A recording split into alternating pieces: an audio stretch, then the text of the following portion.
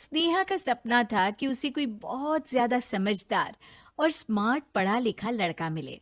लेकिन कहते हैं ना, जो भाग्य में होता है होता वही है। देख, मैं साफ कह रही हूँ, लड़की के बाप के पास भर भर के पैसा है। अरे एक बार लड़की ने तुझे पसंद कर लिया तो समझ के पैसे की तो नदियां भर जाएंगी, लेकिन फिर भी तेरी प्यास नहीं बुझेगी बेटा। अरे माँ, फ्रिज में मैंने 2 बोतल पानी की रखी है, और कैसे प्यास बुझेगी? अरे 5वीं फेल, मैं बात कर रही हूँ पैसों की प्यास की। तू गवाह नहीं समझेगा इस बात को।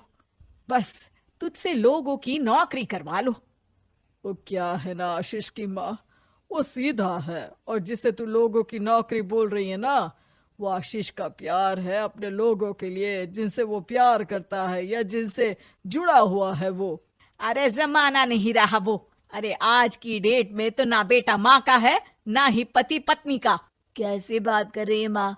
चाहे दुनिया यहाँ की वहाँ क्यों ना हो जाए, मैं आपके बिना नहीं रह सकता। ना ही मैं आपको कभी धोखा दे सकता हूँ। अरे हाँ, ठीक है ठीक है। देख, लड़की को पढ़ा लिखा लड़का चाहिए तो वहां चुप रहना। जबान खोलेगा तो पता चल जाएगा कि 5वीं पास है। अरे तो पढ़ा देती ना आगे। माना सौतेली माँ हो, लेकिन दहेज की लालच तो अपने बेटे जैसी ही रख रही हो। पापा ऐसा मत बोलिए ना माँ को, वो मेरी माँ है, मैं उनसे बहुत प्यार करता हूँ। अच्छा अच्छा बेटा, कुछ नहीं कहता, बस तैयार हो जा, चलते हैं और देखते हैं कि कौन है लड़की और क्या चाहती है। सभी मिलकर लड़की देखने जाते हैं, जहाँ स्नेहा आशीष को देखकर ही इम्प्रेस हो जाती है। वाह, कितना हैंडसम है। काश इससे मेरी शादी हो जाती, लेकिन पता नहीं कितना पढ़ा लिखा है। स्नेहा, लड़का बहुत अच्छा है, बेचारी की माँ दूसरी है, लेकिन देख रही है ना, हीरा भी इतना चमकीला नहीं होगा जितना कि ये। स्नेहा को समझ नहीं आता कि वो क्या करे। वो आशीष से मिलती है, उसकी सादगी, उसकी बातें उसे भा जाती है। मैंने नहीं सोचा था कि इतना पढ़ा लिखा लड़का मुझे मिलेगा। मैं शादी करने के लिए तैयार हूँ। और फिर स्नेहा और आशीष की शादी हो जाती है।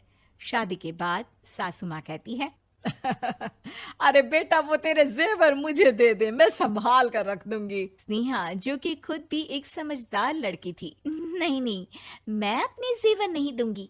उसके लिए तो मैंने पहले ही लॉकर खुलवा लिया था माँ जी। ये मेरी कुछ आर्टिफिशियल ज्वेलरी है, इसे रख लीजिए। वैसे मेरी अलमारी में जगह नहीं है ना। सास बेचारी नई नई बहू से क्या उलझती। सुनिए जी, मैंने आपके लिए खाना और नाश्ता बना दिया है। ऑफिस कब जाना है? कौन से ऑफिस में? मैं तो घर का सारा काम करता हूँ। हाँ, क्या बात कर रहे हैं? इतना पढ़ लिख कर आप घर का काम क्यों करते हैं? कितना पढ़ लिख कर? मैंने तो सिर्फ 5वीं तक पढ़ाई की है। तभी वहाँ सास आ जाती है। अरे 5वीं तक भी पढ़ लिया तो समझो मेरी कृपा से, वरना तो जो इसके लक्षण थे ना, क्या बताना। अच्छा आशीष, जरा बाहर जा और भाग कर टूथपेस्ट लेकर आ। सुबह से मंजन नहीं किया। और हाँ, फिर जाकर दुकान की सफाई कर देना। तेरा छोटा भाई दुकान पर जाने को तैयार हो रहा है। स्नेहा ये सब सुनकर हैरान रह जाती है। वो सोचती है कि आखिर उससे क्या गलती हो गई जो उसके साथ ऐसा हुआ। आशीष स्नेहा के पास जाता है। सुनो, तुमको तो मैंने पहली मुलाकात में ही बताया था कि। स्नेहा आशीष की बात ही नहीं सुनना चाहती है। वो जोर से चिल्लाती है, चुप रहो बिल्कुल, गंवार कहीं के।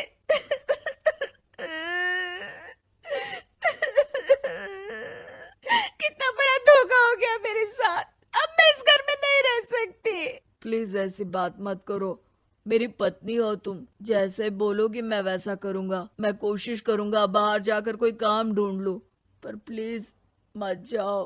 चुप रहो गंवार कहीं के, मैं तुम्हारे जैसी की बीवी हो ही नहीं सकती।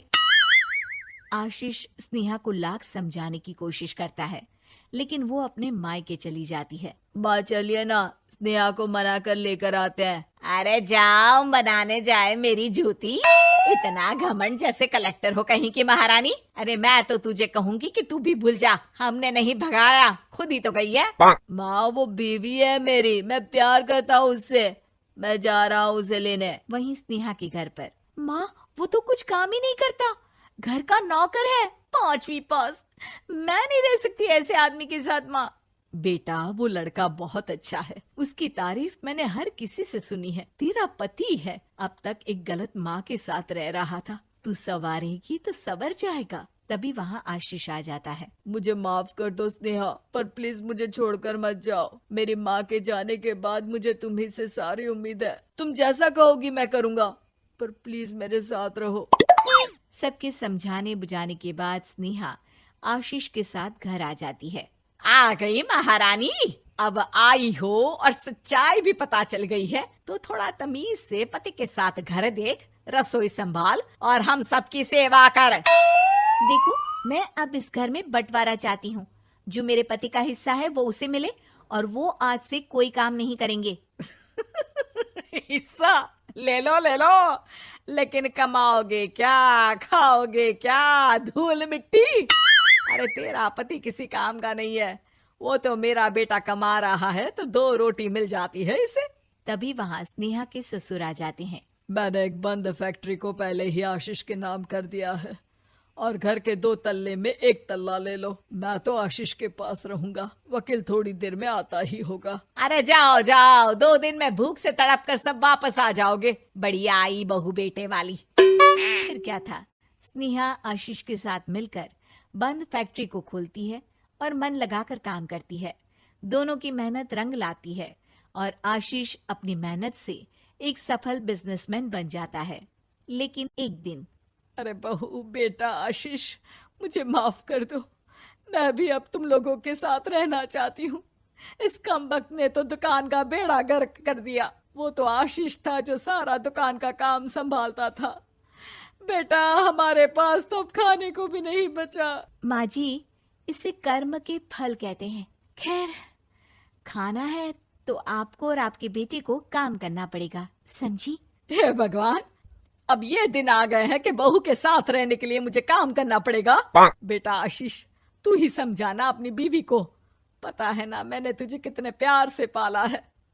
हाँ माँ, वो तो ऐसे ही बोल रही है आपको। अरे घर में कामकाज के लिए बहुत सारे नौकर चाकर है, आप आराम से रहिए माँ।